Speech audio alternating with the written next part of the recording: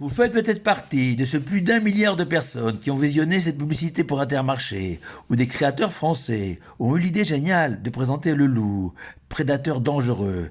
habituellement utilisé pour effrayer les enfants turbulents, comme un animal domestique, modifiant son régime alimentaire pour désormais manger sainement. Alors désolé pour les créateurs de cette publicité, mais j'aimerais leur signaler que le droit d'auteur pour cette idée d'un loup sympathique appartient à notre patriarche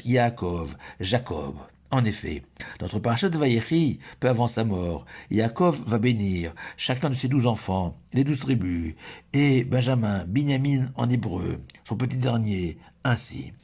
Benjamin est un loup qui déchire. Le matin, il dévore sa proie, et au soir, il partage au butin. Et même si dans un premier temps, Rachi décèle sous les traits de ce loup, le roi Shaoul, premier roi d'Israël et descendant du Binyamin, qui mettra en pièces ses ennemis, tel un loup. Dans une deuxième explication, Rachi nous renvoie à l'interprétation de cette bénédiction proposée par Onkelos, le converti, dont la traduction figurant dans tous les chumashim de la terre est aussi un éclairage porté sur les paroles de la Torah. De manière surprenante, le loup qui déchire désigne le Misbéach, l'autel, qui sera érigé au temple de Jérusalem, situé sur le territoire de la tribu de Benjamin. Et Yaakov a ainsi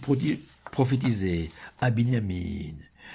que ce Misbéach, comparé à un loup, dévorera sa proie, qui désigne, selon l'allégorie de Onkelos, le sang des sacrifices versés sur son misbéar par les Kohanim, les prêtres, ces sacrifices dont les Kohanim se partageront la chair en fin de journée, conclut Yaakov. Et il convient de comprendre pourquoi Yaakov a-t-il choisi de comparer le Misbéar, ce lieu de réconciliation entre les enfants d'Israël et le Tout-Puissant, puisque le sang versé des animaux venait expier les fautes des enfants d'Israël à un loup, cet animal sauvage. Et en s'inspirant du Maharsha, un des plus grands exégètes du Talmud, ayant vécu au XVIe siècle en Pologne, il est possible d'expliquer cette comparaison ainsi. Le loup, contrairement au lion,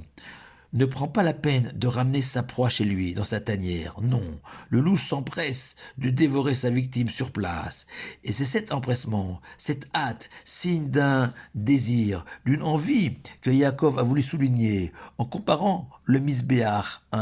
un loup. En effet, écrit le Maharsha, tous les jours de l'année, sans aucune exception, la Torah ordonne d'offrir sur ce misbéach 2 agneaux, un le matin et un l'après-midi, en tant que korban, sacrifice, non pas pour expier les fautes des enfants d'Israël, mais dans le sens de la racine de korban, qui signifie se rapprocher, de l'agneau, qui lui renvoie à Israël, symbolisé par nos sages, par l'agneau, ce petit animal si doux et si innocent. Comme si, tel un général, fixant l'ordre du jour à ses troupes, le Tout-Puissant exprimait quotidiennement son amour infini des enfants d'Israël à travers ses agneaux, et son désir de goûter à leur présence à ses côtés, comme un loup affamé, ne prenant pas la peine ni le temps de ramener sa proie chez lui. Le Midrash s'interroge sur la raison pour laquelle Binyamin a mérité que le Misbéach, ce lieu magique, soit situé sur son territoire. Le Midrash va répondre très joliment que Binyamin était la seule tribu, le seul enfant qui n'a pas participé à la vente de son frère Yosef, contrairement aux 10 autres. Et si c'est ça la raison, me direz-vous, le Misbéach aurait très bien pu être construit sur le territoire d'Éphraïm ou Ménaché. Les 2 tribus issues de Yosef, qui lui non plus est exempt de cette faute. Non, rajoutent nos sages, même si personne ne peut contester le statut de victime de Yosef, et gardons-nous bien d'inverser les responsabilités. Mais le simple fait que Yosef a été l'objet de ce péché capital, de vendre son frère, que son nom soit associé à ce crime, suffit à les disqualifier pour accueillir le misbéar, symbole de l'amour entre Dieu et les enfants d'Israël. Le Talmud, lui, apporte une autre raison pourquoi Binyamin a eu ce mérite et explique que c'est le résultat de prières incessantes de Binyamin de voir le misbéach bâti chez lui, et ce en dépit du fait qu'il était la plus petite des 12 tribus. Et comme nous le savons, les enseignements de nos sages ne s'opposent pas, ils se complètent, et qu'effectivement, être en paix avec son prochain est nécessaire pour accueillir la présence divine, mais insuffisant si cet esprit pacifique n'est pas accompagné de ce désir ardent de s'élever, de se rapprocher de Dieu et vouloir profiter de sa lumière, quelle que soit sa situation sociale, même si on est tout petit, comme l'était Binyamin. Et là où ces paroles de Torah prennent un tour magnifique, c'est avec cette remarque que la valeur numérique de Ze'ev, le loup, symbolisant le Misbéach, est de 10, exactement comme les 10 fils de Binyamin, comme si chacun de ses enfants était une pierre de ce Misbéach, car Binyamin a su relever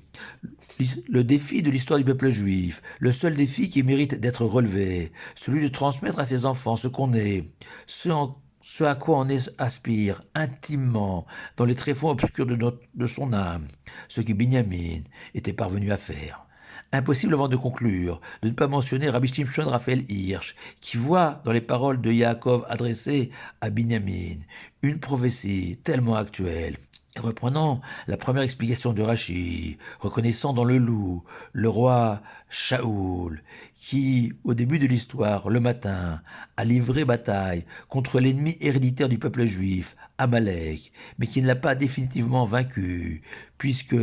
nous sommes encore au XXIe siècle, ses victimes. Mais à la fin des temps, au soir de l'histoire, c'est encore Binyamin qui remportera la victoire finale contre Amalek. Non pas parce que Binyamin est la plus puissante des tribus, la mieux armée, non, mais uniquement parce que Binyamin est appelé par Moshe, notre maître, l'ami du Tout-Puissant, pour son amour infini, pour le Saint-Béni soit-il. Alors en conclusion, je l'espère pour Intermarché, que le loup a attiré des tas et des tas de clients dans leur magasin.